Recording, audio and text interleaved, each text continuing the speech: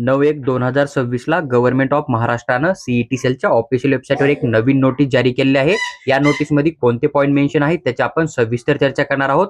सगळ्यात अगोदर ज्या मुलांना 2026-27 मध्ये इंजिनिअरिंग, फार्मसी, ऍग्रीकल्चर किंवा त्याचबरोबर MBA MMS या कोर्ससाठी ऍडमिशन करायचं आहे त्या मुलांना ही एक्झाम देणं कंपल्सरी असते। एक्झाम दिल्याच्या नंतर तुम्हाला पर्सेंटाईल दिलं जातं आणि पर्सेंटाईलच्या नंतर जे आहे ते तुम्हाला काउन्सिलिंग मध्ये भाग घेता येतो। भाग घेतल्याच्या नंतर तुमची एक SML लिस्ट जनरेट होते आणि तिथून मग तुम्हाला तुमच्या स्कोरनुसार तुमच्या कॅटेगरीच्या सीटनुसार जे एक सीट अलॉटमेंट केलं जातं आणि मग तुमचं ऍडमिशन जे आहे ते त्या ठिकाणी कन्फर्म होतं। तर जी काय रजिस्ट्रेशन फॉर्म फिल करायची तारीख आहे ना PCB PCM CET ची त्याचबरोबर MBA MMS CET ची त्याची आपण चर्चा करूया। जर आपण या ठिकाणी बघितलं तुम्हाला नेम ऑफ CET बघायला मिळतं, त्याचबरोबर ऑनलाईन ऍप्लिकेशन फॉर्म जे भरायचे आहेत ना तर त्याची शेवटची तारीख आणि पहिली तारीख किती आहे आणि या ठिकाणी तुम्हाला एक्झामची तारीख किती आहे याची माहिती दिलेली आहे।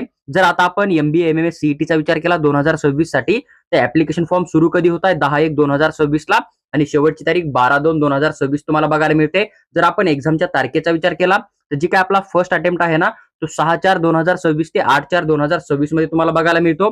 त्याचबरोबर जर आपण सेकंड अटेम्प्टचा विचार केला तर 9/5/2026 तुम्हाला या ठिकाणी बघायला मिळत आहे। त्यानंतर जर आता आपण PCM आणि PCB चा विचार केला, ज्या मुलांना इंजिनिअरिंग करणं आहे त्यांना PCM ग्रुप मधून CET देणं कंपल्सरी असतं आणि ज्या मुलांना फार्मसी किंवा ऍग्रीकल्चरला ऍडमिशन करणं त्यांना PCB ग्रुप मधून जे आहे ते CET देणं गरजेचं असतं जेणेकरून की तुम्हाला ऍडमिशनसाठी एलिजिबल केलं जाणार आहे।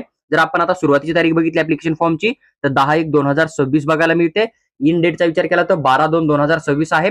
जर आता आपण फर्स्ट अटेम्प्ट बघितला एक्झाम कधी होणार आहे तर 11/4/2026 ते 26/4/2026 मध्ये तुमची जी आहे ती फर्स्ट अटेम्प्ट होणार आहे। त्यानंतर सेकंड अटेम्प्टचा विचार केला तर 10/5/2026 ते 17/5/2026 या तारखेमध्ये तुमची जी आहे ते सेकंड अटेम्प्ट तुम्हाला या ठिकाणी CETचा बघायला मिळणार आहे PCM PCB ग्रुपचा।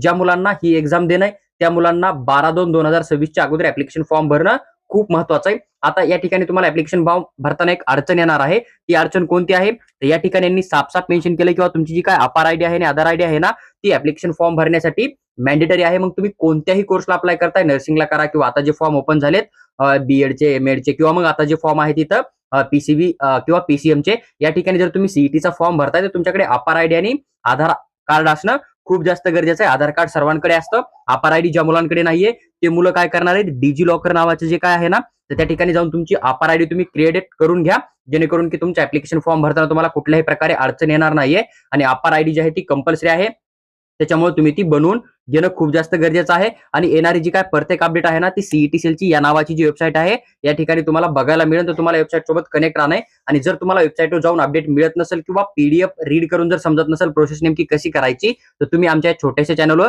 जुडून राहा। आम्ही तुम्हाला प्रत्येक नोटीस एकदम डिटेल मध्ये एक्सप्लेन करून डेफिनेटली शेअर करू आणि तुम्हाला जर ही PDF फ्री ऑफ कॉस्ट मध्ये हवी असेल तर आमचा टेलिग्राम ग्रुप जॉईन करा, आम्ही तिथे तुम्हाला ही PDF जी आहे ती 100% शेअर करू।